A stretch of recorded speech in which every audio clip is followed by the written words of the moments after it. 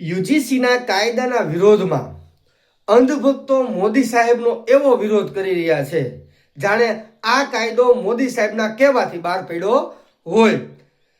યુજીસીના નિયમો મોદી સરકારના મનગમતા નિર્ણયથી આવ્યા નથી। રોહિત વેમુલા અને પાયલ તડવી જેવી દુઃખદ દુર્ઘટનાઓ આ દેશની અંદર બની ત્યારે સુપ્રીમ કોર્ટની અંદર રીટ પિટિશન દાખલ કરવામાં આવી। પછી સુપ્રીમ કોર્ટે કડક વ્યવસ્થા બનાવવાનો આદેશ આપ્યો અને યુજીસીએ તે મુજબ નિયમો બનાવ્યા।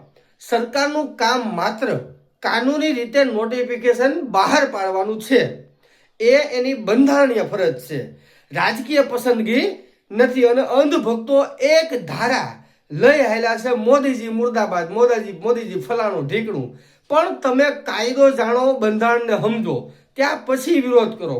યુજીસી એક્ટ 1956માં આવ્યો છે, ત્યારે મોદી સાહેબ સત્તા ઉપર નહોતા, બરોબર। અને આ જે રીટ પિટિશન દાખલ થઈ સુપ્રીમ કોર્ટની અંદર, એટલે સુપ્રીમ કોર્ટને લાગ્યું કે જ્ઞાતિવાદ છે કેમ્પસની અંદર, એટલે યુજીસીની જે કાયદો છે એના કાયદાના અનુસંધાને જે સંસ્થા બનાવવામાં આવી છે, એ સંસ્થાને કહેવામાં આવ્યું કે તમે તાત્કાલિક ધોરણે આ બાબતે કડક નિયમો બનો, જેથી જ્ઞાતિવાદ ઓછો થાય। પણ અંધભક્તો તો અંધભક્તો છે, કાંઈ ખબર તો પડતી નથી કે આ વિરોધ કરવો, કેવી રીતે વિરોધ કરવો।